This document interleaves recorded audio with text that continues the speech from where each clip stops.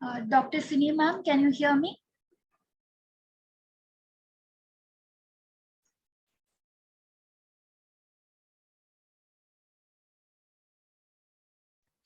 Yeah, I can hear you.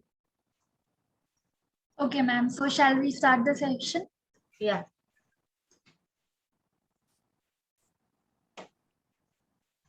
Good evening, everyone. Welcome to another interesting session with Team CAAV. A good Vaidya does not limit his knowledge to just one field. It is important to keep up with the current techniques and trends for a successful clinical practice. And with this aim, Team CAME presents before you our next session on the diagnostic approaches in headache, because finding the underlying cause for headache often ends up as a headache for the clinician himself. So, without further ado, let me introduce our esteemed faculty for today's session, Dr. Sini Biju ma'am, who has completed her MBBS from Pariyara Medical College in Kannur and post-graduation from Government Medical College, Trivandrum. Doctor is presently working in the Kerala Health Service Department as assistant surgeon with a clinical experience of over 15 years and experience as being the faculty of various training programs conducted by the Kerala Health Service Department. Madam has also presented various papers in academic programs and CAMs. So let me say how lucky we are to have you with us today, ma'am. So without wasting further time, let us move on to the most interesting session of the series. I welcome you to conduct the session, ma'am. And I welcome all our dear participants to ask questions, to engage and make this a very interactive session. Thank you. Thank you, Dr. Namita. Shall we start? Sure, ma'am. Yeah, I'm going to share the screen.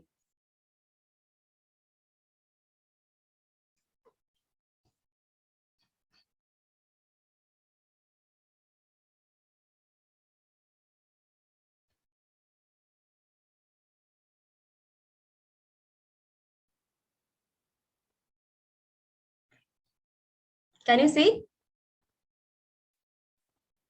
Can you see the slide? Yes, ma'am.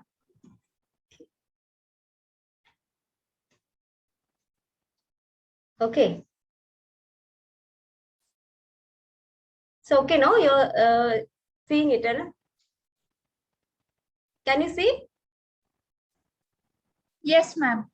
Okay, let's start. So, good evening. First, I'm thanking Dr. Namita for her introduction. Let's start. The topic for today is about headache. In this session, we will deal with some types of headache, some of the differential diagnosis, when to investigate a headache, and when to refer a patient. So,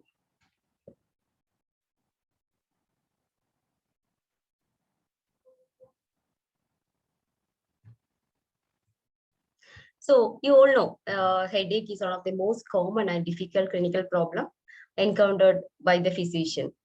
It's often an expression of some minor ailment like mental tension or fatigue, but it can be some serious intracranial disease also.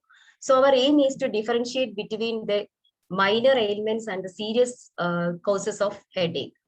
So mostly headache is non-neurological, but it can be serious issue also. So you all know the brain is, there are no pain receptors in brain parenchyma. So let's see what are the pain sensitive areas in head. It can, the pain or the headache can arise either from the extracranial structures or from the intracranial structure, that is outside the cranium or inside the cranium.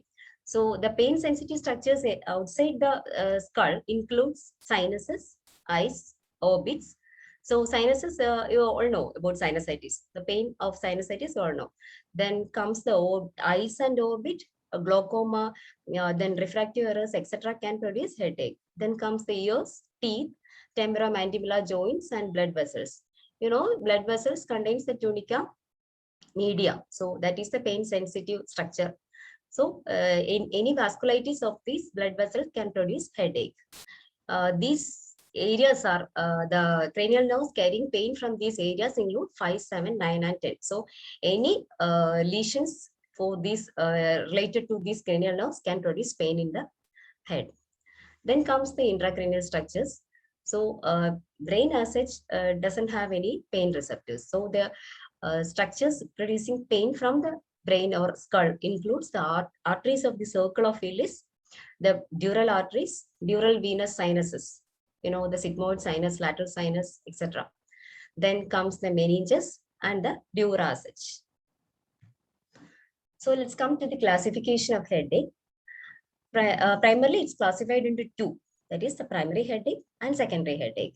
Primary, as it implies, there will not be any structural or metabolic abnormality. So majority of cases is primary headache. Secondary headache is very rare. So majority of cases coming to our OP will be a primary headache. Out of the primary headache, tension headache is most common. Then comes migraine. Then there is another entity called trigeminal autonomic cephalgia, which includes cluster headache and paroxysmal hemicrania. So what is this trigeminal autonomic cephalgia means? That's something related to trigeminal nerve and its branches associated with autonomic symptoms. Autonomic symptoms in the sense like lacrimation, nasal congestion, facial flushing, etc. So any headache associated with this is associated with this autonomic components comes under the trigeminal autonomic cephalgia. It includes cluster headache and paroxysmal hemicrania. Then comes other primary headache disorders, which includes medicine-induced headache. Then comes the primary cough headache, primary stabbing headache. Then on exertion, there is primary exertional headache. And there is another entity called hypnic headache. Then because there is a long list down. So let's come to the common condition only. Discuss about the common conditions only. So coming to the secondary headache, it can be either a structural abnormality or a metabolic abnormality. Structural abnormality can be extracranial or intracranial. Extracranial means anything outside the brain. It can be from eye, any diseases of the eye, nose, then ear like otitis media, and its complication, CSOMs, chronic suppurative otitis media, attica type can go for complications, like easily go for complications like meningitis, brain abscess, lateral sinus thrombophlebitis, etc. So there will be headache and fever in that condition.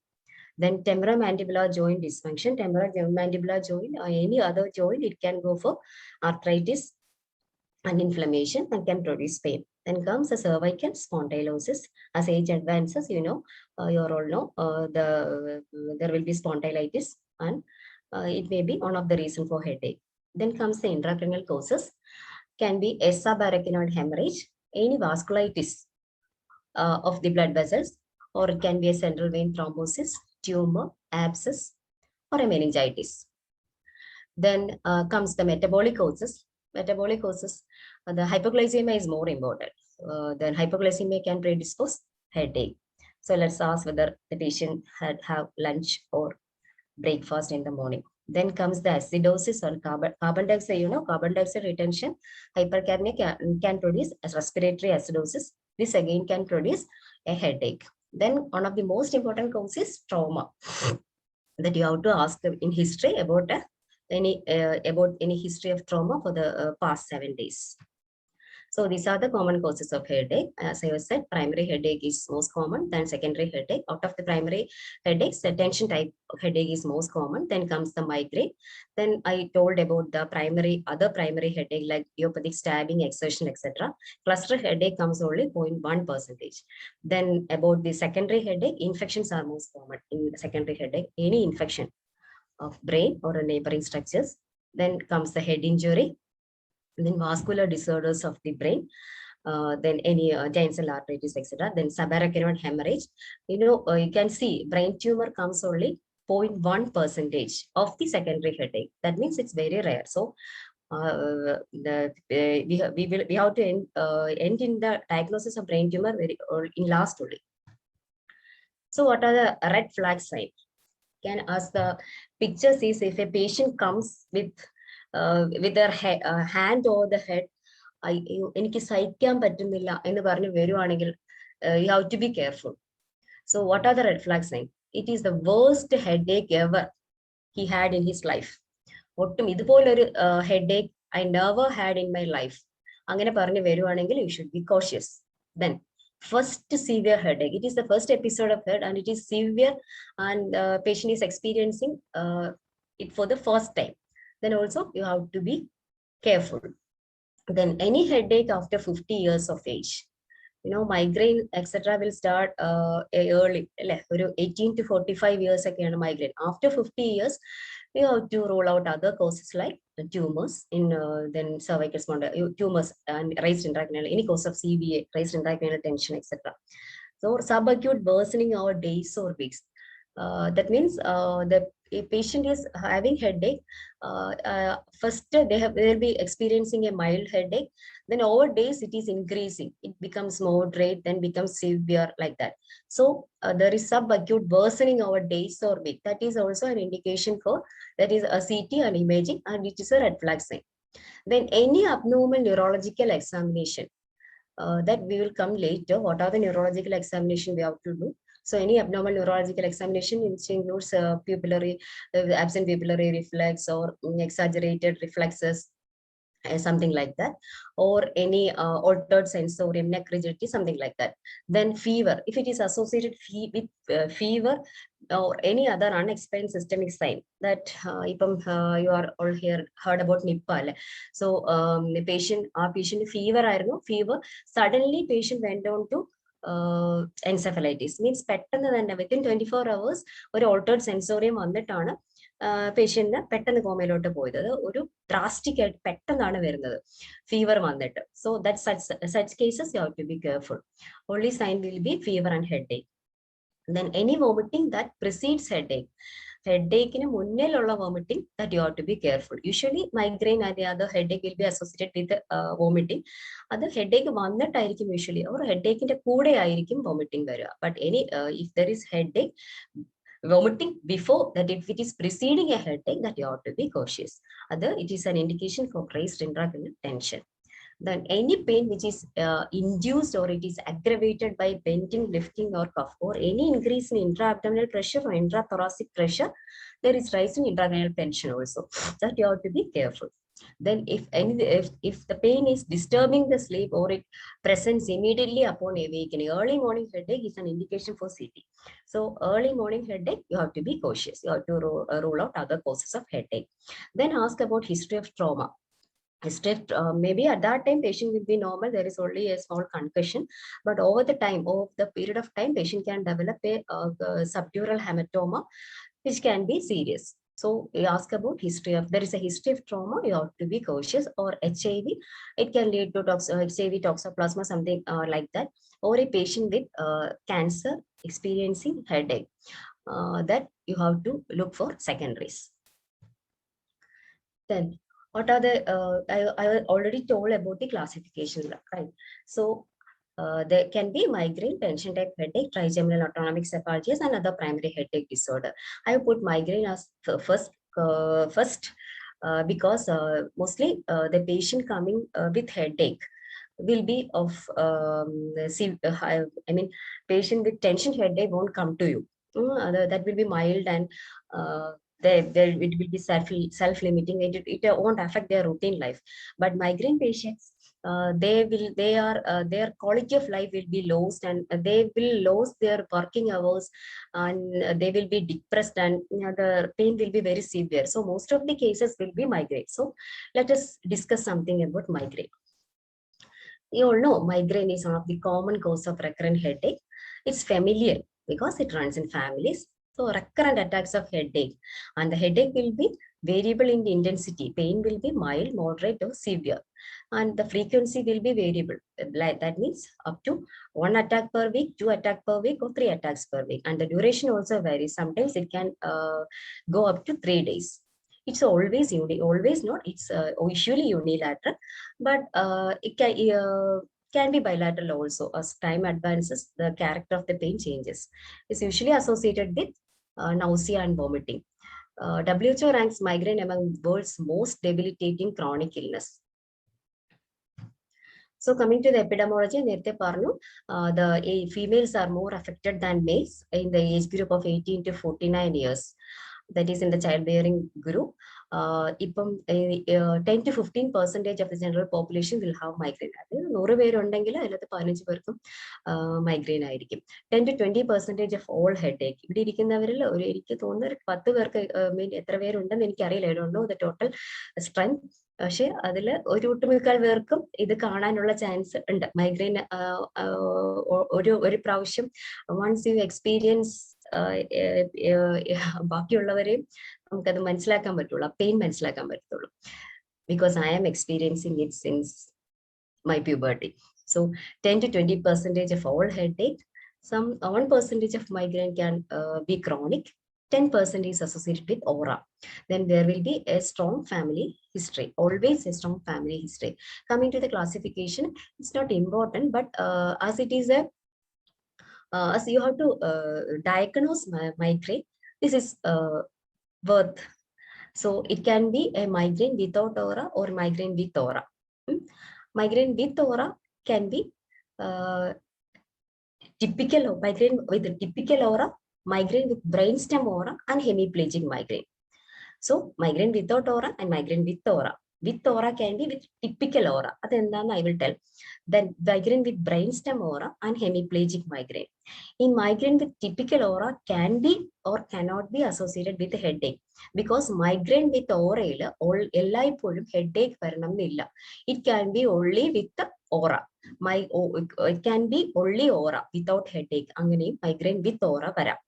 So migraine without aura and with aura can be with typical aura, brainstem aura, and hemiplegic aura. Typical aura can be with headache or without headache. So pathophysiology, etiology, it's theories can be a vascular theory, cerebral vasodilatation. The vasoconstriction leads to aura, and vasodilatation of the blood vessels of brain can lead to headache. Various theories on the serotonin theories on the decreased level of, there are many neurotransmitters in the brain, and its increase or decrease can lead to the you can increase or decrease in the neurotransmitter can activate the trigeminal nucleus. So this trigeminal nucleus is responsible for all the clinical manifestations of migraine, like dilatation of blood vessels, nausea, vomiting, etc. So there are certain triggers for migraine. Migraine triggers ഉണ്ടാവുമ്പോഴാണ് ഒരു brain ഒരു hyper excitability ഉണ്ടാവും. ആ triggers വരുമ്പോഴത്തേക്കും this lead to the release of various neurotransmitters.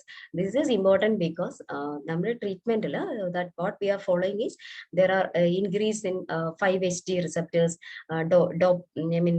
dopamine, GABA, etc. So the medicines are we are using 5-HT antagonists, something like that. So adinu vendite the important ആണ്. So what are the triggers? Everybody knows അല്ലെ, എന്നാലും ഇത് important ആണ്. കാര്യം എന്ന് വെച്ചാൽ ഈ മൈഗ്രെയിന്റെ management, avoidance of triggers is the first thing you have to look for. You have to be cautious. So stress, any stress like anger, emotion, frustration, stress, etc. can depression, etc. can trigger migraine. Then sex, then a glare of flickering lights, രാത്രിയിലുള്ള വളരെ അതിശക്തമായിട്ടുള്ള glare, ഒരു flickering lights, or can hypoglycemia can precipitate migraine. Then sleep pattern, either sleep deprivation or excessive sleep. More than deprivation, excessive sleep can cause migraine. Then periods, then physical exertion, over exertion, or can be any addiction, which includes alcohol, smoking. Caffeine is also an addiction. Then any odors like perfume, then paint solvent, petrol, like some പൂവിന്റെ മണം, Jasmine, അങ്ങനെയൊക്കെ, it can precipitate migraine. അതെങ്ങനെയാന്ന് പറഞ്ഞു കഴിഞ്ഞാൽ ഈ orders ഇതെല്ലാം വരുമ്പോഴത്തേക്കും brain hyper excited ആകും എന്നാണ് പറയുന്നത്. എക്സൈറ്റഡ് ആയിട്ട് ഈ സെറട്ടോണിനും ഈ സാധനങ്ങളും എല്ലാം റിലീസ് ചെയ്ത് അത് പോയി ട്രൈജമിനൽ ന്യൂക്ലിയസിൽ ആക്ട് ചെയ്തിട്ടാണ് ഈ സിംറ്റംസ് ഉണ്ടാക്കുന്നതെന്നാണ് പറയുന്നത്. So to be careful. Some food, tyramine, nitrates, phenylethylamine, aspartame, chocolate, ഇതെല്ലാം ഉള്ള ഫുഡ്സ്. അതിന്റെ എക്സാമ്പിൾസ് എന്ന് പറയുന്നത് banana is very rich in tyramine. So banana can precipitate this headache, then vinegar, anything, any achar, pickles contains vinegar, no? So the pickles, then smoked food, then raw spinach, lettuce, celery, then yogurt, the fermented wine, then etc. chocolates, etc. cheese, etc. can precipitate this migraine. Chocolate is very notorious to produce migraine. So avoiding this food. Banana എല്ലാവരും ഓർത്തു കേട്ടോ, banana migraine വരുന്ന പേഷ്യൻസിന് banana നല്ലതല്ല, can precipitate. Then ചോക്ലേറ്റും precipitate ചെയ്യും. അതാണ് usually നമ്മൾ കോമൺ ആയിട്ട് കഴിക്കുന്നത്. പിന്നെ വിനീഗർ ഇൻക്ലൂഡ് അച്ചാർ. Then drugs, oestrogen, OCP pills കഴിക്കുന്നവർക്ക് there is a very good chance for getting migraine. So phases of migraine are prodrome, aura, headache, and postdrome. These are the 4 phases. Either phases of migraine with auralum, without auralum, common thaniyana. With auralum, aura unda. Without auralum, there will be 3 stages: prodrome, headache, and postdrome. So prodrome before getting aura, patient will get a sensation that he is of having some headache, excessive yawning, there will be some craving for some food.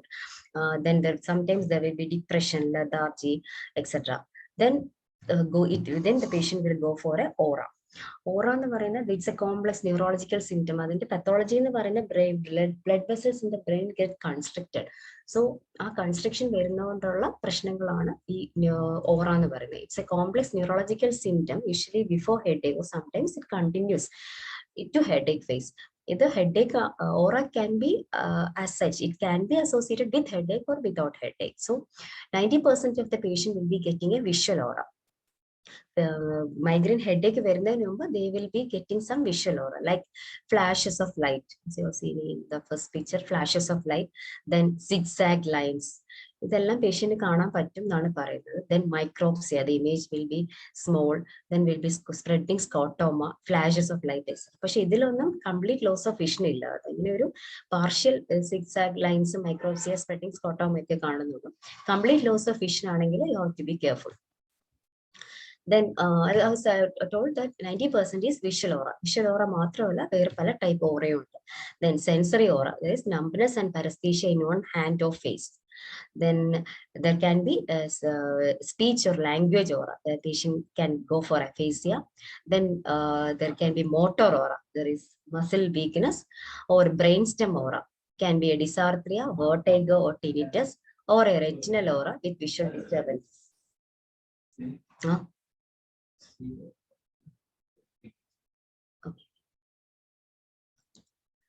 Okay. Okay. Okay. Okay. Sorry. Okay. It's a very lengthy topic. That's why I'm going it too fast. I think there are some North Indians also. So I won't say in Malayalam.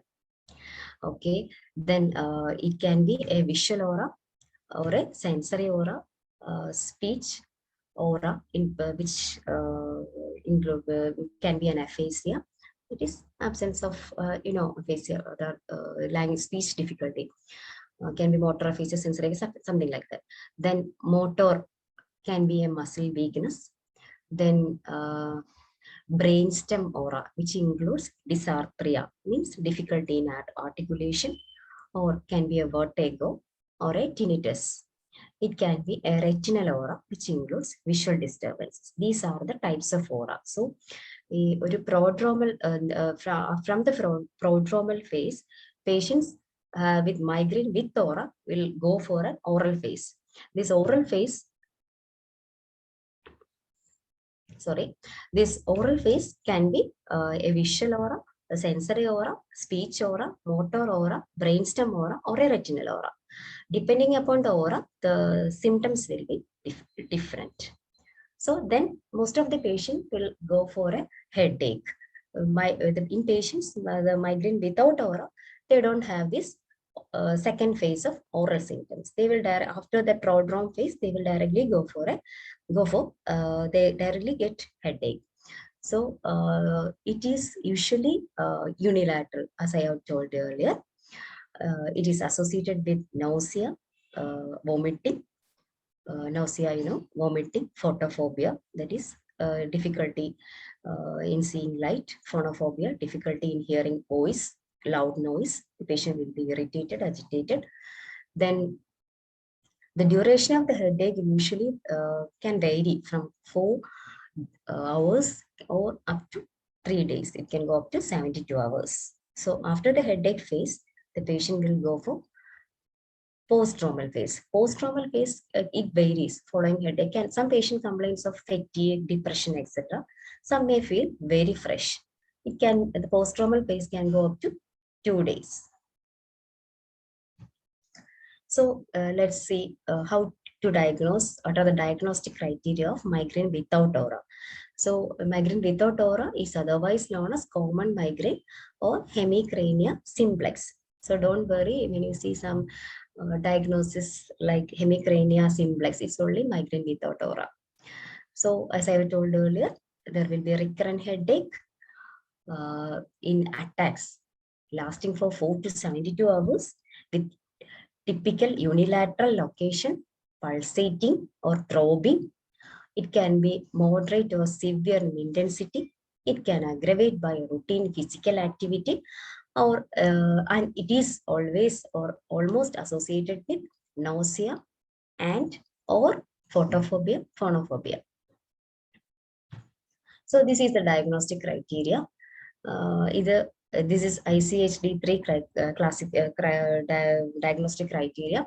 So the patient should have 5 attacks in a month, fulfilling these criteria from B to D. So what is B? B, the patient is having headache lasting for 4 to 72 hours. So then comes the C. In C, we need at least 2 out of these 4 characteristics. That is, the head or it describes the character of the headache. So it can be unilateral, pulsating, moderate or severe in intensity, aggravation by or causing avoidance of routine physical activity. The patient will lie still in his bed, closing the windows and doors, and patient will be lying still. That the patient will get relief on lying still. So out of these 4 description of headache, 2 is necessary. Then in criteria D can be at least one of the following. Maybe first one is nausea, maybe nausea alone or nausea along with vomiting, with phonophobia and photophobia. So it's not encountered in other diagnosis. That is excluding all other causes of headache. So 5 at migraine without aura, 5 attacks. Then headache lasting for 72 hours with unilateral location, pulsating. Then with nausea and vomiting. If this much is enough for diagnosing a patient with migraine. Others are extra. So 5 attacks in a month, headache lasting for 4 to 72 hours, unilateral, pulsating with nausea or vomiting. Nausea, if there is no nausea vomiting, patient may complain of phonophobia and photophobia. This is the diagnostic criteria for migraine without aura. Okay. So then comes how the migraine with aura. Migraine with aura is otherwise known as migraine without aura is more common than migraine with aura. So with aura, it can be classical migraine or a complicated migraine. So it is a recurrent attack of headache lasting for minutes and it is unilateral. I already told the migraine will be unilateral with fully reversible aura. That aura can be visual aura, sensory aura, or any other aura I have told you later. And this aura is developing gradually and is usually followed by headache and other migraine symptoms. But that means nausea, vomiting, phonophobia, photophobia. So what is the diagnostic criteria? So for migraine without aura, we need 5 attacks. For diagnosing migraine with aura, we need only 2 attacks in a month with any of these aura. Any of these aura, which means it can be a visual aura, sensory aura, any of these aura. And next, the category, the criteria C is describing the aura. This aura is spreading gradually over 5 minutes. And the second criteria is, first one is spreading gradually over 5 minutes. and it will last for a maximum up to 60 minutes. Then this aura is unilateral and it is accompanied or followed by headache within 1 hour. If any two of these following criteria is present, along with if any of these, two attacks in a month with any of these conditions, with only aura or any aura associated with headache. I don't know whether you are understanding or not. If you are getting any doubt, please ask me. That is 2 attacks with any of these visual aura, and I am in category C, criteria C is describing about that aura. Aura is gradually coming and it will last for 60 minutes, and this aura will be unilateral aura. Then it is followed by headache. If it is followed by headache, it is migraine with aura. I have already told it is a condition known as migraine with a typical aura. In that condition, the typical aura, the migraine with typical aura can be with headache or without headache. So migraine with typical aura without headache and there is an entity. So adugondani fourth criteria, it is for headache. If there is headache, we can go for the diagnosis of migraine with aura. I hope you understand. Then comes migraine with brainstem aura, the same as that migraine with aura, 2 attacks with any of these auras, means visual, sensory, speech, any of these aura, but there in this brainstem aura, there will not be any motor or retinal symptoms. With at least 2 of these brainstem symptoms, I already told, dysarthria, vertigo, tinnitus. If a patient is having 2 attacks of visual aura with any of these 2 criteria, dysarthria and vertigo, it is migraine with brainstem aura, and the characteristic of aura is what I have told you earlier in migraine with aura. So 2 attacks with any of the visual, sensory or speech aura with 2 brainstem aura, that is dysarthria or vertigo, and the characteristic of aura is gradual in onset, lasts for 5 to 60 minutes, and one of the aura is unilateral and it is accompanied by headache. In brainstem aura, there will if there is motor weakness or something like that, we usually don't go into for diagnosis of migraine with brainstem aura. Okay, then comes the hemiplegic aura. Hemiplegic aura, the attack is same, that a of migraine with aura, 2 attacks. Then with fully reversible motor weakness. Patient should contain a fully reversible motor aura with fully reversible any of these aura. So there will be a motor aura, motor weakness. Along with that, there will be any one of the other auras. With the characteristic of that gradually evolving aura over 60 minutes. But one thing you have to look that this motor weakness should last for less than 72 hours. If it is going beyond that, don't go for into a diagnosis of hemiplegic aura. So this thing I am telling you in detail means you have to be careful that when you have to refer and so watch if there is any temporary vision loss. I already told there will not be any vision loss in aura of migraine. There will not be any vision loss. There will be only flashes of light, zigzag like micropsia, etc. like that. There will not be any vision loss. So if there is any vision loss, you have to be careful. Then if there is gross speech or language difficulty, you have to be careful. If there is then the hemiplegic aura, this sense muscle motor. In hemiplegic aura, the motor aura will be just weakness. There is no true weakness. There is no true loss of power in that hemiplegic aura. So if there is any weakness on one side of the body, you have to be careful. You have to think about other diagnosis like CVA. So you have to roll out stroke or transient ischemic attack if any of this symptom is there. So don't think that migraine is a disease of adult. It can it is prevalent in children also, with 5% of cases. It's more in boys, in less than 13 years, more will be in boys. After puberty, the girls are more affected. There will be a strong family history, but you have to be cautious in diagnosing a childhood migraine. You have to look for all other conditions like all other exclude other conditions like meningitis, etc. Look for any systemic illness. Child may not be saying there will be a history of trauma or something like that. Be careful. And if it is a migraine, it is only of short duration. It can present as headache. The intensity will not that severe as in adult.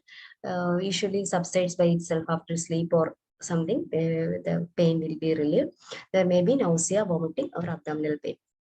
So when we will be cautious in a child with headache. So if the child is waking from sleep saying that I am having headache, so you have to be careful that you have to investigate. Or if the headache is getting worsened or it becoming more frequent, then also you have to investigate. Then following an injury or blow to head, the one thing is that the subdural hematoma, it develops gradually, so it will be developing over days. So there will be an injury or blow to head. After that, the child is getting headache, you have to be careful. Then it is associated with vomiting or visual changes. You have to be cautious. Then associated with fever or neck pain. Neck pain means there will be neck rigidity. Patient neck pain, the child will be saying that he is having neck pain. There is neck rigidity. So neck just check for the neck rigidity also. In children, the most common cause of headache will be the refractive errors. It is one of the main cause that you have to rule out. If just patient, if the child is coming to you with headache, just go for a vision checkup. Another entity is abdominal migraine. The children will be coming to you with recurrent abdominal pain, but there will not be any diagnosis. There won't be any diagnosis. Everything will be normal. The scan, as ultrasound scan, everything will be normal. Then there will be a family history of migraine. Sometimes the patient will be the abdominal pain will be associated with headache. So in that case, you have to rule out acid peptic disease and gallbladder disease, everything. If everything is ruled out and we cannot attribute to any other cause, the diagnosis will be abdominal migraine. So children with fever, you have to be careful. Children with fever and neck rigidity, you should be careful. You have to ask for any history of trauma also. So what are the complications of migraine? Let us come to the complications. The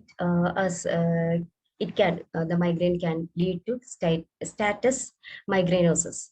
That is, if the headache, I have said, usually the headache lasts for 72 hours. If it is lasting for more than 72 hours, then it goes into a stage called status migrainosus.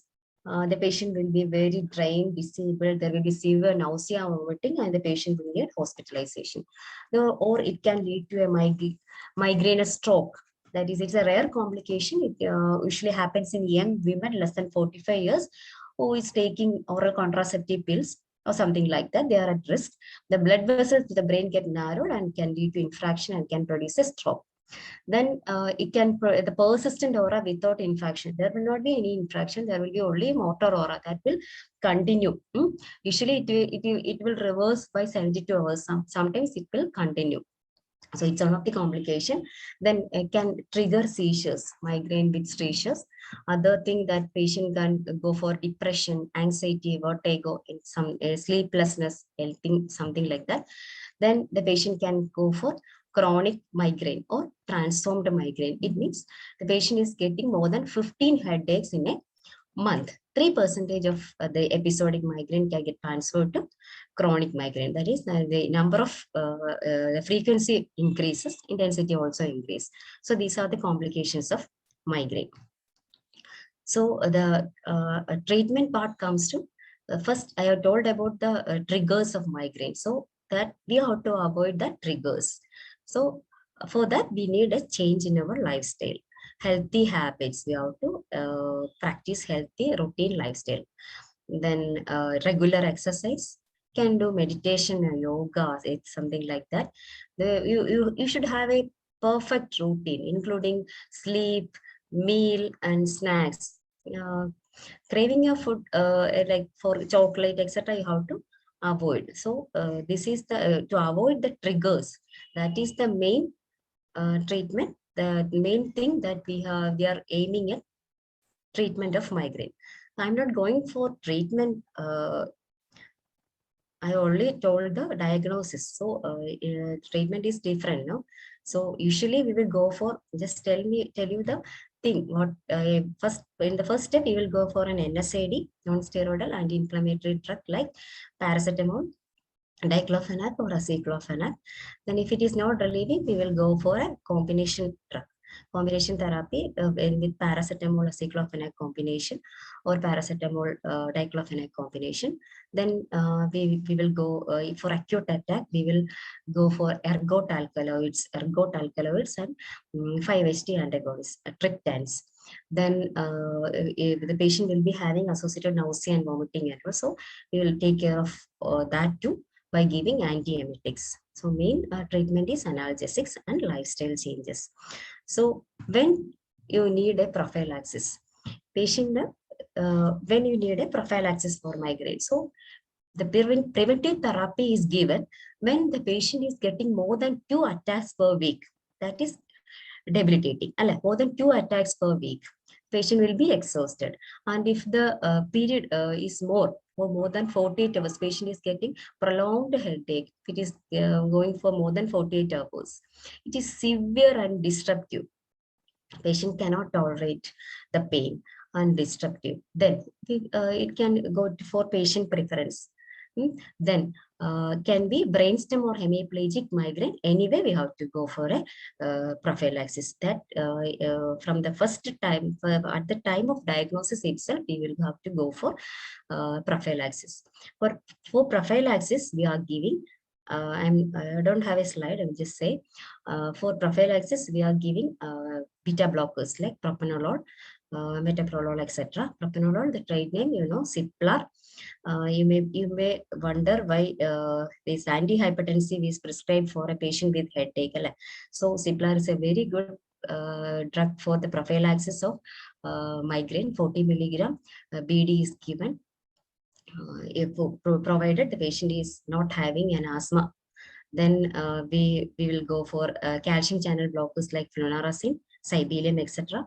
Then tricyclic antidepressants like amitriptyline. I'm saying this because it's just when you get a prescription, just you should be aware that these are the drugs usually giving. Amitriptyline, you will be then we will give diazepam, etc. These are all given for prophylaxis in migraine. So migraine is over. Then comes the tension type of headache, the most common headache. Its prevalence is 30 to 78%. It is a chronic head pain. It's characterized by bilateral tight band-like discomfort. Patient will be saying that a band is over my head or a tight cap is over my head. It usually extends from the forehead to both sides. So this is the classic pain. So the pain usually builds very slowly. It fluctuates in severity, maybe mild, then it becomes severe, then it at the next point it will come down. Something like it fluctuates in severity, or it may persist continuously for many days.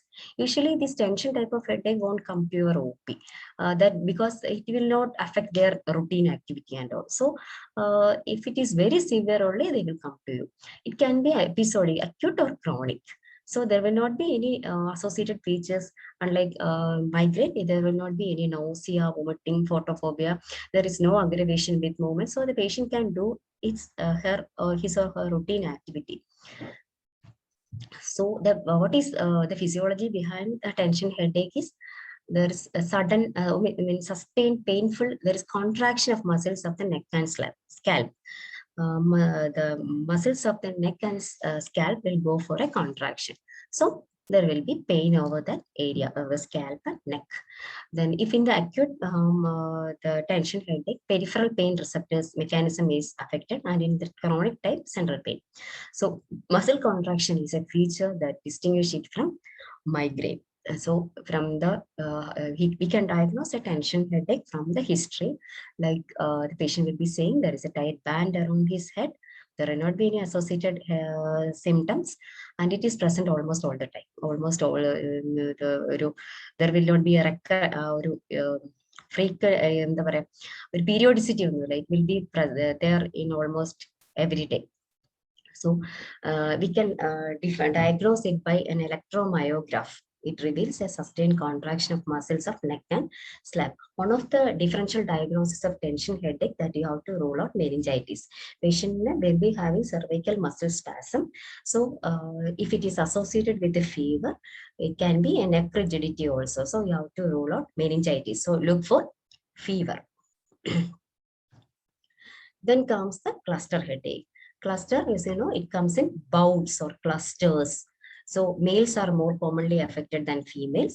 There will be severe headache, will be very severe, and it will be unilateral, and the pain will be around the eye. That is the key point.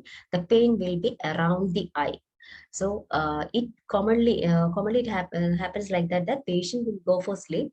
After 2 or 3 hours, patient will suddenly awaken with that severe intense pain.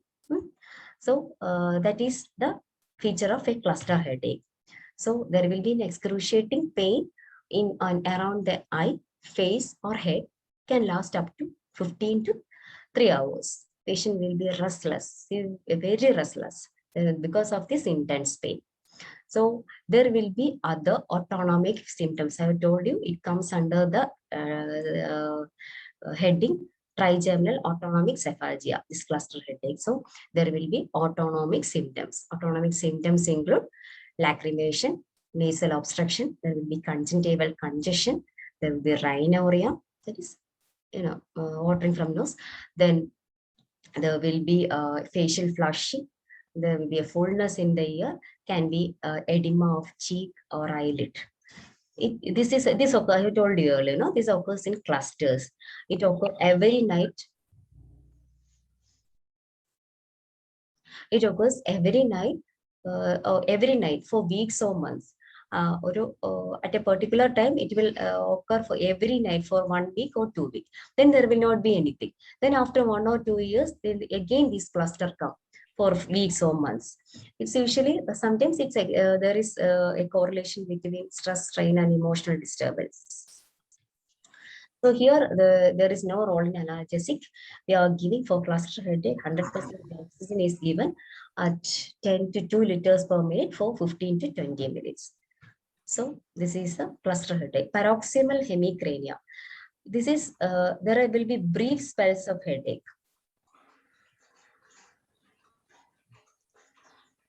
In cluster headache, I told it lasts for 15 to 120 minutes, right? So in paroxysmal hemicrania,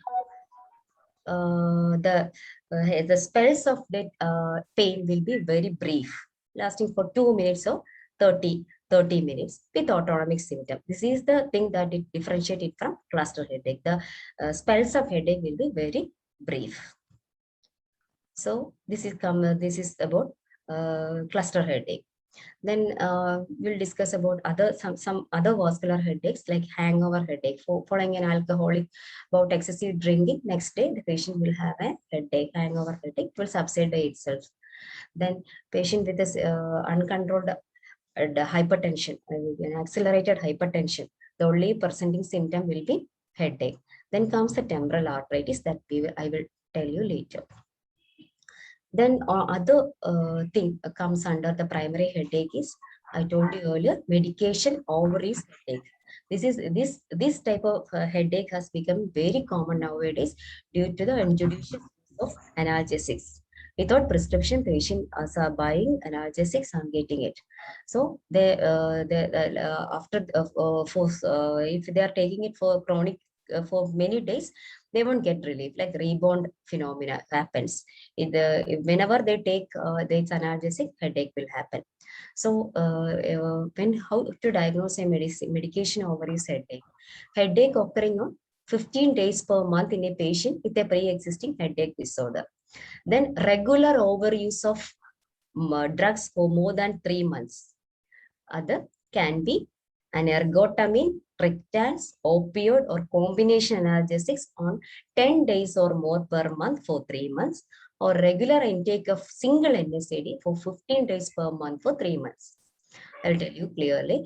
That is, if a patient is taking paracetamol or any diclofenac alone, they are taking either of the paracetamol or diclofenac for 15 days a month. In a month, they are taking half of the month, they are taking this medicine, and they are taking it for the past 3 months, and they will be getting headache. Frequently, they will be getting such patients will come under the medication overuse headache. Or if they are taking a combination analgesic, they are taking single analgesic where the cutoff date is 15 days. If they are taking a combination analgesic, like any combination of paracetamol, diclofenac, or paracetamol, like paracetamol, aciclo, something like that. That is, in that case, if they are taking it for 10 days alone, it comes under medication overuse headache. So ergotamine, triptans, and opiates most commonly used. These combination analgesics and NSAIDs are commonly injudiciously they are using. So it can cause headache. So treatment, of course, withdrawal of the overused acute medication. Sometimes steroids are given. After withdrawal of this drug, the patient will get headache, but the frequency will be decreased. So these are the differential diagnosis of primary headache. There are migraine, cluster headache, and tension headache, most common. So there will be family history in migraine and tension headache, more in females in migraine and tension headache. Then onset, others migraine will be variable. Tension usually under stress. In cluster headache, they reach the diagnosis that during sleep, if patient is getting headache, then it will be most often a cluster headache. Most often, it can be a subarachnoid hemorrhage also. You have to look into. Then location, it's usually unilateral in migraine. If it is in and around the eye, look for cluster headache. It's in a tension headache. It is bilateral in band around the head. Severity outdoor. Then if it is associated over, it is migraine. It is associated with autonomic symptom. Then more go for cluster diagnosis as cluster headache. Then tension headache. So these are the site of pain. In sinusitis, you will get pain over the sinuses, like frontal sinus, and here ethmoid and sinus. Then in tension headache, you will get a band over the forehead. Then in migraine, it is unilateral, and also in cluster headache, it's pain is around the eye. Then we'll go to secondary headache. I'm not going to detail in detail, just telling you some of the major the differential diagnosis. First one, we'll look into post-traumatic headache. It is the headache causing after an injury. Usually begins within 7 days of head injury. It can resemble a primary headache, but you have to look into a subdural hematoma or a CSF leak. It is often associated with other concussive symptoms like vertigo, sleep problem, etc. Neck stiffness can be there. There is slurred speech. Then CT is mandatory for a post-traumatic headache. Then comes subarachnoid hemorrhage. Then many of you have heard a case happened in General Hospital Trivandrum some 1 year back. One of the Madhribhumi journalists came to casualty with headache, just headache, and the doctor examined severe headache. Doctor examined him, and then his neurological examination was done, and the headache worsened. And the doctor could understand that it could be, say, he needs a CT. just wrote the reference. That time patient become collapsed and come to death. So that time it was a very big issue. That doctor was suspended. That it was a they were claiming that it was a negligence. Some alternative drug was injected wrongly, something like something like that. So it's a very dreaded issue. You have to be very careful if a patient is coming with a severe headache, mostly in the occipital area, with the severe debilitating dizziness, severe weakness, or with loss of consciousness. You have to refer the patient at the earliest to the center where a CT is available. Don't send the patient to a nearby other hospital where there is no facility for a CT or a where there is no neurosurgery available. So if you're doubting a subarachnoid hemorrhage, please refer as early as possible. So it is the most commonly caused by a brain's aneurysm rupture, that is bleeding in the subarachnoid space, that is space between the pyometra and arachnoid. It's an emergency. So sudden burst headache of life. It can be with or without loss of consciousness. Associated neck pain or back pain will be there. Neck stiffness will be there. Patient will have nausea, vomiting. There will be sudden worsening of symptoms with a decreased responsiveness, sudden weakness. Then patient can go for seizures. CT is an investigation of choice. We can do a lumbar puncture. If CT is not conclusive, we will get blood. Only after about 1 or 2 hours, we will get blood from if you do a lumbar puncture. Then go for, if not concurrent, can go for MRI. But CT is the investigation of choice in subarachnoid hemorrhage. So that's about subarachnoid hemorrhage. So be careful. So this is how we elicit neck rigidity, or signs of how we look for meningeal, if there is any meningeal irritation or like that. Please then just see, just lie down the patient, then flex the hip and knee to 90 degrees as shown in the picture. Then slowly extend the knee, keeping the hip flexed. So patient will have severe pain in the leg. That is a sign of meningeal irritation. Or we can go for a Brudensky sign. Here, just put the hand in between, under the neck, over the occiput, 2 hands. Just raise the head so that the chin comes and touch the chest. So that time patient will automatically involuntarily flex his knee and hip. So this is also a sign of meningeal irritation. Then comes another entity known as trigeminal neuralgia. As the name implies, it is the neuralgia arising from trigeminal nerve. Sudden in onset, usually unilateral. It's very brief, stabbing type, or a shock like current shock. As a patient is experiencing an electric shock, like recurrent episodes of pain in any of the branches of trigeminal nerves. There are 3 branches of trigeminal nerves: ophthalmic, maxillary, and mandibular. Usually maxillary division is involved. So these trigeminal nerve is supplying the cheek, jaw, teeth, gums, and lips. So 60% will be female, 60% will be right side. The most common cause is the compression of trigeminal neuron. So the patient will complain will be complaining of this experiencing a stabbing or electric shock like pain while he's shaving or taking a shower, or while he's speaking or eating, or when he's exposed to some cold wind. So most of the patient can't shave. So that may be the only history they will be telling. So at that time, you have to think about trigeminal neuralgia. So the diagnosis is mainly by history and clinical examination. We can give local anesthesia block over the trigeminal nerve root and look for the improvement of symptoms. Then can go for CT or MRI. Then comes the temporal arteritis. It is one of the vasculitis. It's a type of vascular headache. It is otherwise known as giant cell arteritis.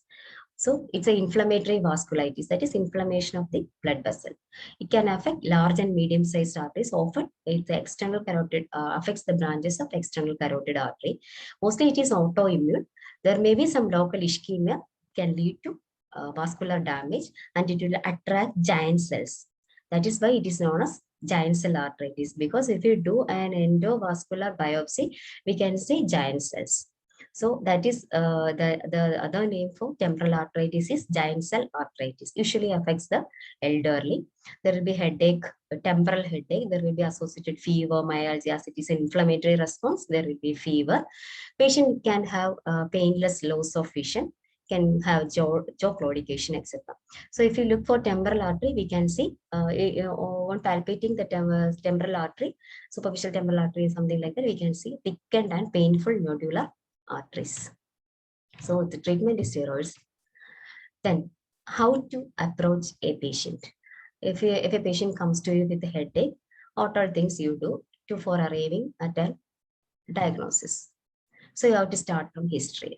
This much knowledge you have. You are aware of various type of primary headaches, various type of secondary headache. You are aware now. So by keeping in mind, just take a brief history. So history by first look for the age. So usually 3 to 16. In 3 to 16 years, most common will be migraine. Then can be post-traumatic. In children, look for refractive errors. In children, you have to look for refractive errors. Then rarely it can be a tumor for a child.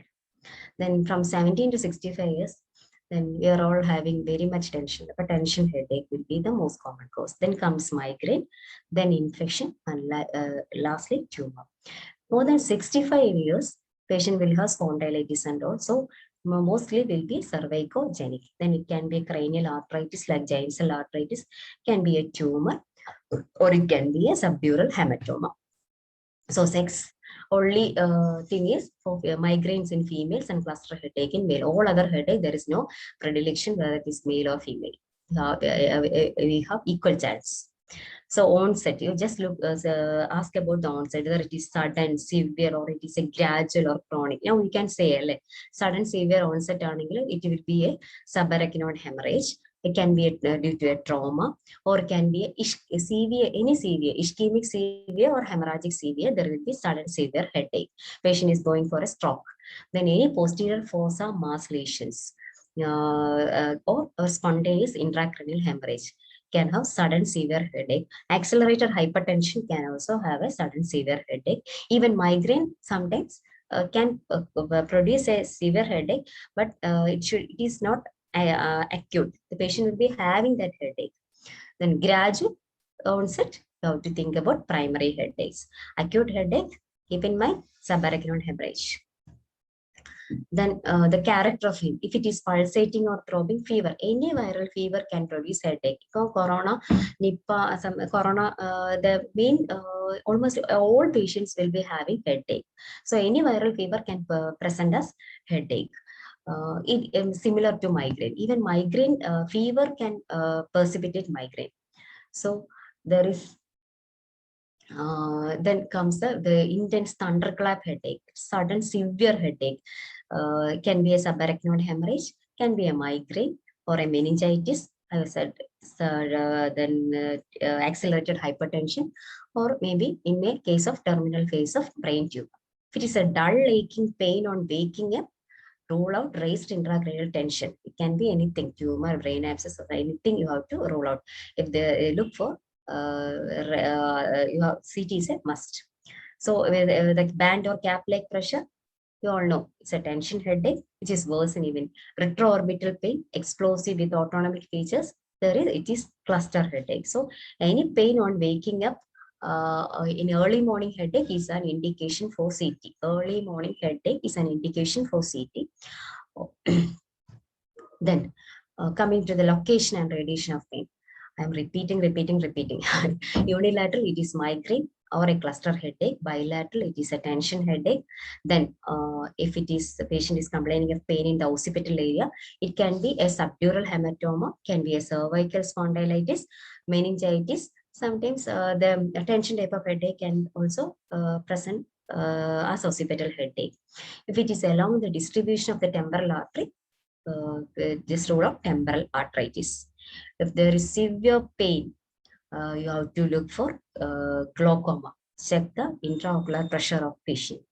Then look for any iridocyclitis, cluster headache. Then comes the sinus.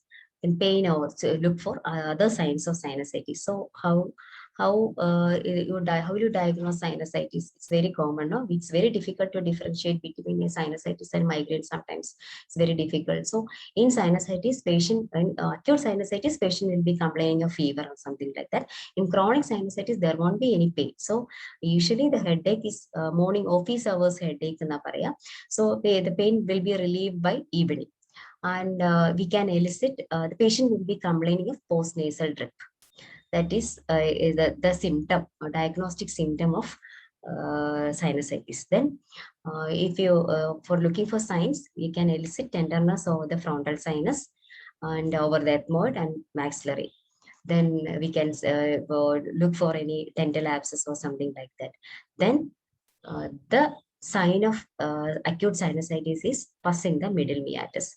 We just raise the tip of the nose with your finger and light a torch. You can see a pus, some pus in the middle meatus. That is the diagnostic sign of sinusitis.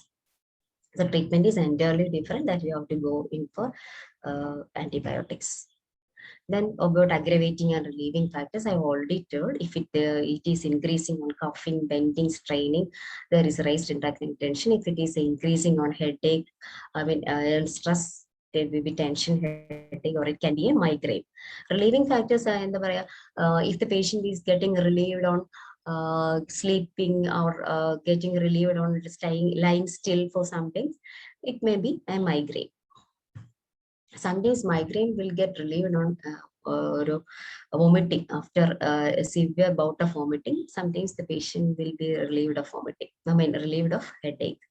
Then look for other associated symptoms. Again, nausea, vomiting, phonophobia, and photophobia, migraine. If there is any visual disturbances associated with headache, it can be an aura. Only visual aura, or it can be a cerebrovascular accident, or it can be a brain tumor. If there is any nasal obstruction or postnasal drip, to rule out sinusitis. Then if there is any pain on the face with the flushing, can be a trigeminal neuralgia. Then if there is associated earache or ear discharge, you have to look for the complications. Complications, CSOM, atticoandral disease, can easily go in for intracranial complications like meningitis, brain abscess, and lateral sinus thrombophlebitis. So here, so you have to just look for the ear if for any discharge. In that case, patient may be having fever and associated symptoms. So just look into the ear, and also just ask for the history of the ear discharge. Then altered sensorium, very important. Altered sensorium. If any patient come to you with headache with an altered sensorium, patient is talking irrelevantly, or patient is speaking, patient is not conscious, patient is not conscious, if patient is not oriented and saying something like that, you have to rule out encephalitis. Nipah is very important. You have to rule out encephalitis. In that case, you have to do a lumbar puncture and look, see the study of CSF. Then if it is associated with the fever, any types of viral fever can have headache, or to rule out meningitis. Then some meningeal headache can reduce the sleep. You have to ask for family history, migraine, any history of recent trauma, any history of hypertension, any history of any addictions. These are things you have to ask for. Then coming to the examination, any examination starts with the general examination. So pulse, BP, temperature, everything. Temperature for fever. Look for pulse rate. In fever, there will be tachycardia. Then look for BP, maybe an accelerated hypertension. In nowadays, SpO2 has become a part of general examination. So just see if there is a patient is having any acidosis or something like that. Then comes to the neurological examination. It's very important. So first we will in the neurological examination, we have to do an eye examination. Just light a torch over the pupil, look for the symmetry, look for the reactivity of the pupil. Then see the look for the field, vision field. Then movements of eye. Fundoscopy, it's very important. The fundoscopy is very important for a headache patient. Every headache patient, chronic headache patient, must have done a fundoscopy to rule out papilledema. That you can rule out early raised intracranial tension. Then look for intraocular pressure to rule out glaucoma. In motor examination, you have to look for the power of the muscle, then any weakness. Then you have to look for the reflexes, look for any asymmetry of over the two sides. Then look for the coordination in the cerebellar lesions. The coordination will be lost. It can be, you all know, finger nose test, finger test, heel knee test, etc. For coordination, Romberg's test, etc. Romberg's test. Then you have to examination, you have to touch the head and neck.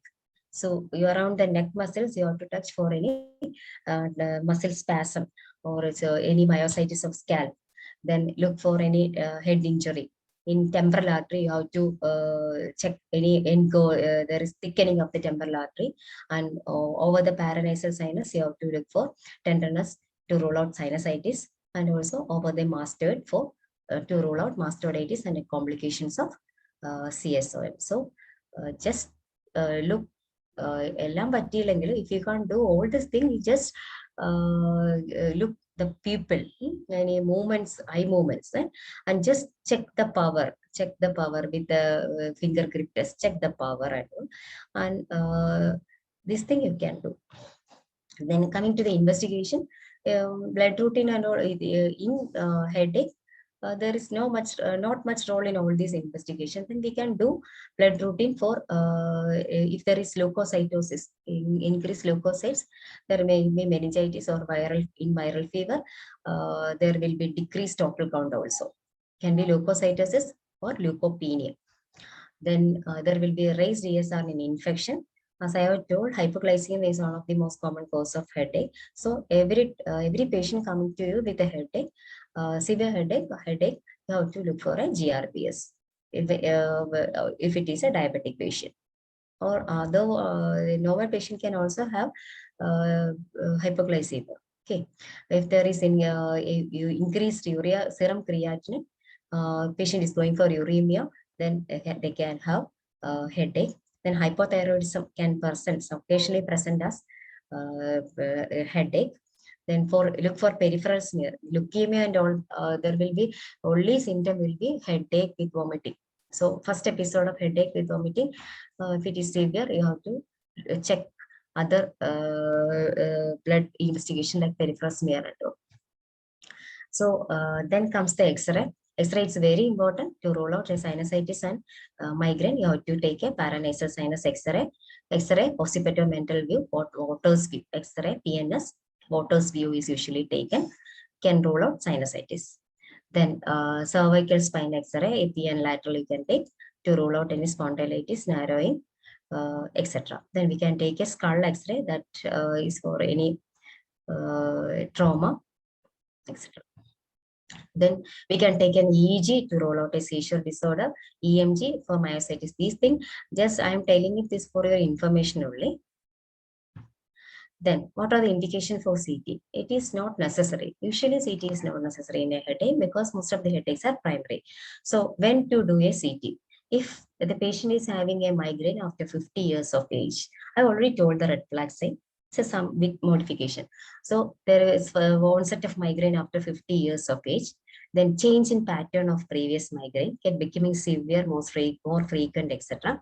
If it is the first or worst severe headache, or a new onset headache in a cancer patient, it can be a secondary or an HIV patient. Rule out toxoplasmosis or CME. Then headache with abnormal neurological examination, you have to go for a CT. That can be a CVA. Then headache with fever can be meningitis or brain abscess, so you have to go for a CT. Then migraine with epilepsy, rule out any space occupying lesion, you have to go for a CT. Then new daily persistent headache, you have to go for a CT to rule out other intracranial lesion. Then escalation of frequency or intensity in the absence of medication. First, you have to rule out a medication over his headache. After that, if there is still that escalation or increase in frequency is persisting, you can go for a CT. So these are the conditions where CT is mandatory. So usually CT is taken to rule out raised intracranial tension. There are so many conditions which can raise the intracranial tension. Even normal tension, hydrocephalus, then tumors, etc. Any brain abscess, etc. can produce raised intracranial tension. Then subdural hematoma, subarachnoid hematoma to rule out tumor. So when to do an MRI? MRI with contrast is the most sensitive test for diagnostic tool in in diseases of men regarding headache and other thing. So MRI is the most sensitive test, but it is very expensive. So we are going for a CT. MRI, we are not using any ionizing radiation, so it's more preferred. And even soft tissue contrast is studies more detailed in MRI. So we can do an MRI in it.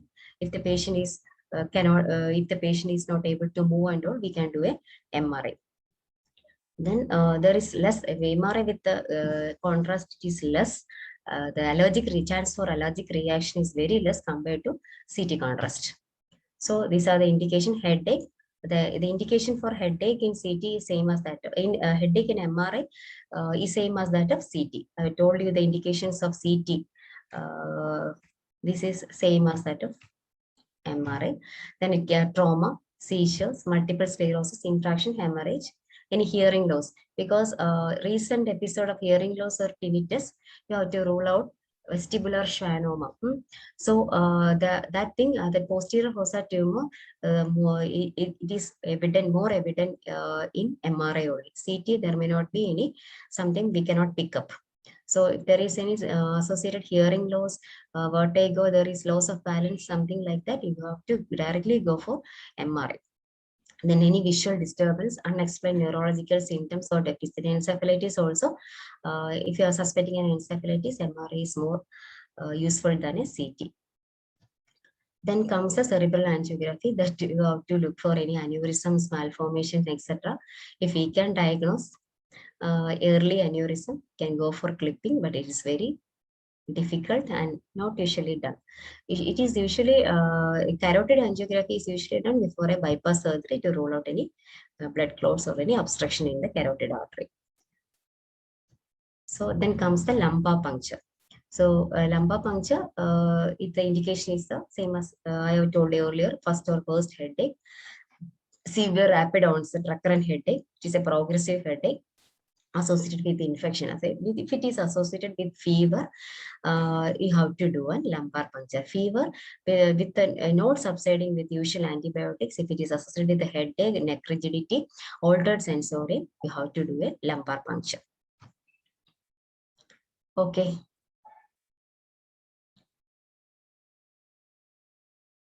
It's over. Thank you so much, ma'am. So I hope we can directly move on to the doubt clearing sessions. Okay.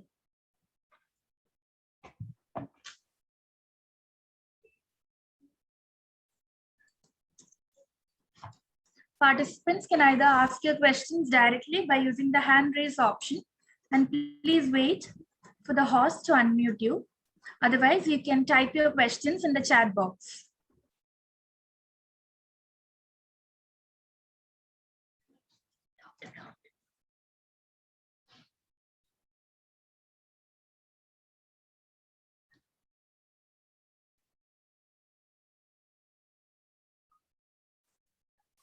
So, ma'am, we have received a question from Dr. Anju MS in the chat box. Okay. She has asked, can you explain the pattern of headache in hypertensive patients? Actually, we can't describe the headache. Usually, the patient may not be complaining of any headache in normal as such patient with hypertension, like up to 150, 160, they may not be having any headache. If it is shooting up very it is going above 180 or up to 200, patient will be having severe pain, severe headache. If the pain is present all over the head, he or she cannot localize the pain. It will be very severe pain, such, and the patient will be telling, if it is in Malayalam, തല പെരുക്കുന്നത് പോലെ തോന്നുന്നു എന്നാണ് അവർ പറയാ. It's like that something is inside the head.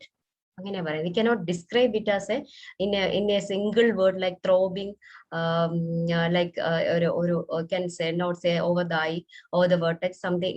We cannot say like that. It's all over the head. Thank you so much, ma'am. I hope the answer is clear to Any Dr. patient Anju. with headache, you have to take a BP. If you are coming to you with a headache, you have to take a BP.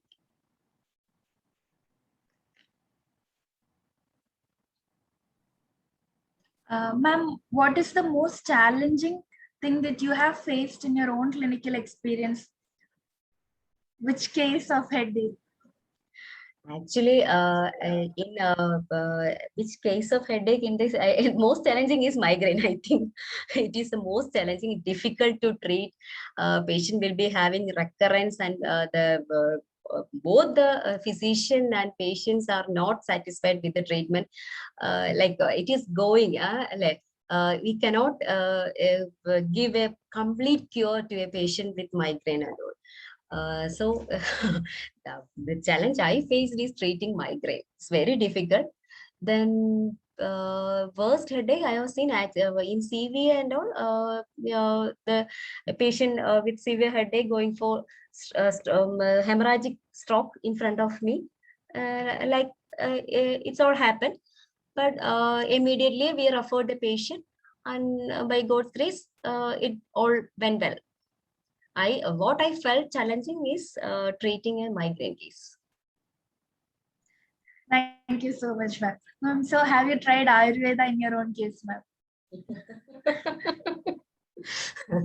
I can't go for that, your Padhyam and all. I am a chronic migraine patient. I used to eat everything. I will get migraine. And now I am using some oil because it is becoming is almost going for a medication over his headache. So I am taking some oil. I personally I can't go for that Padhyam and all. I prefer to have a എന്താ പറയുക സോർ like to പുളിപ്പ് എനിക്ക് ഭയങ്കര ഇഷ്ടമാണ്. So I can't എനിക്ക് അത് പറ്റത്തില്ല. അതുകൊണ്ടാണ് കംപ്ലീറ്റ് ആയിട്ട് ട്രൈ ചെയ്തിട്ടില്ല എന്ന് വേണം പറയാൻ. I never tried it fully. But my husband is saying he have treated many patients. Even one of my friend who is a pathologist, she is a regular patient of my husband, and she is saying she is having very much improvement. Maybe because of my reason, I am not getting any relief.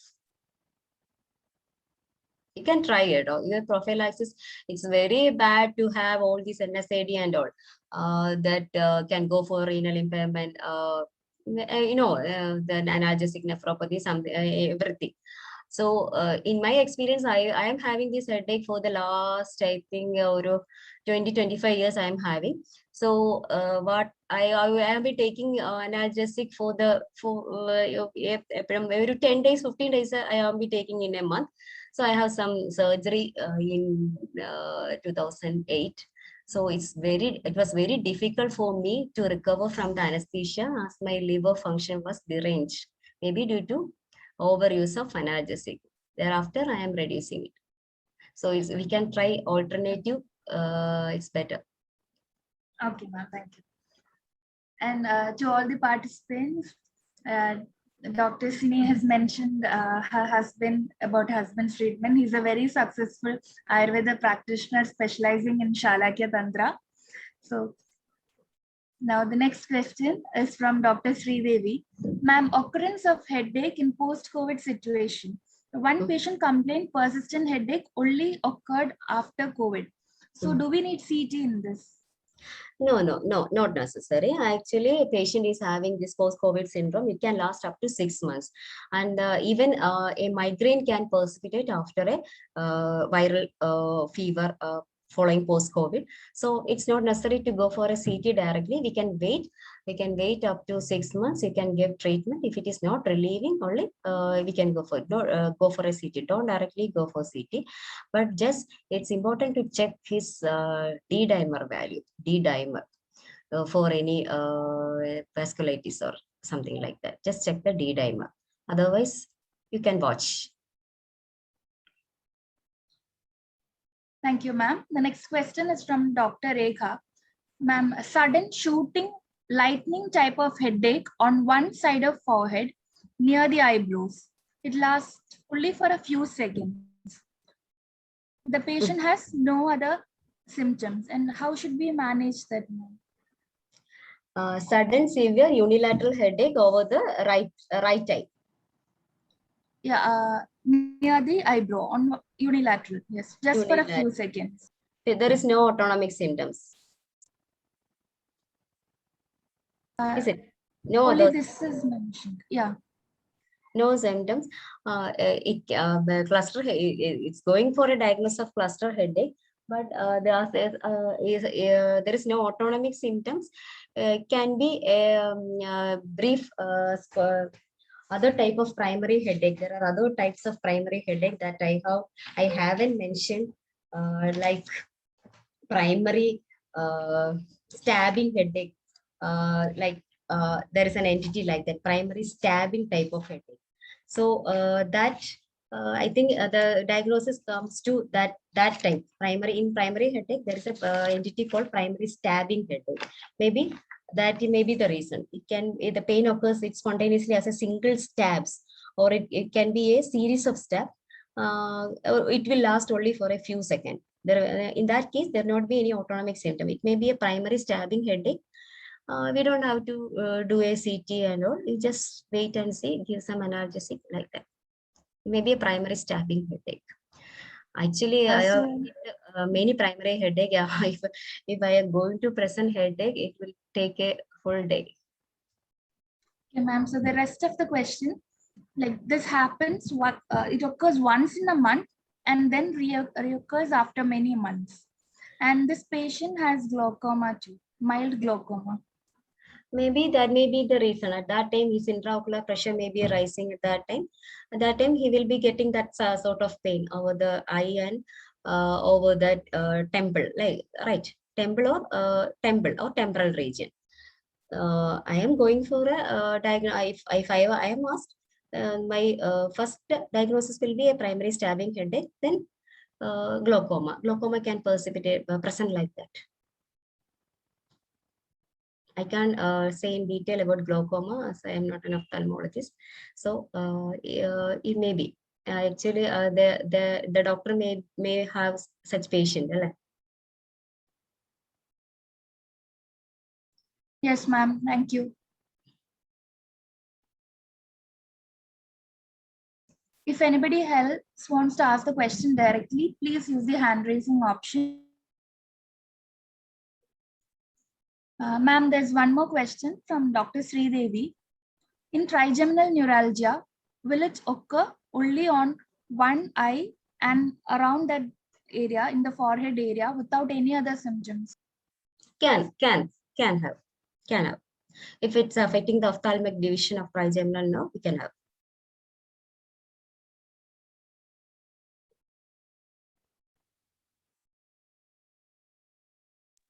Thank you, ma'am. I hope the answer is clear to Dr. Sridevi.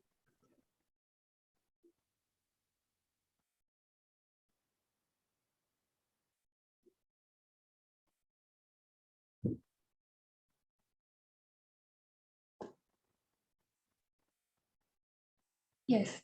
So, ma'am, so I think we can wind up today's session. It was a very interesting session. And if there are any more doubts, we'll be happy to pass on to you later. Thank you so much. Welcome. Thank you for giving me the opportunity. So thank you for widening our horizon. It is very important to learn more about the recent trends. And so it was a very information-packed class.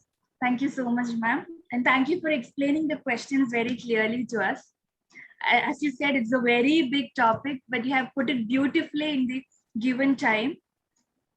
So thank you so much, ma'am. And we hope to see you as a part of our future ventures too. Thank you on behalf of Team CAME and all our dear participants. Okay. Thank you. Thank you very much. Good night, everybody. So we'll see you again tomorrow at 7:30 p.m. Please remember to log in at 7 or between 7 and 7:15 p.m. Okay. Thank you, ma'am.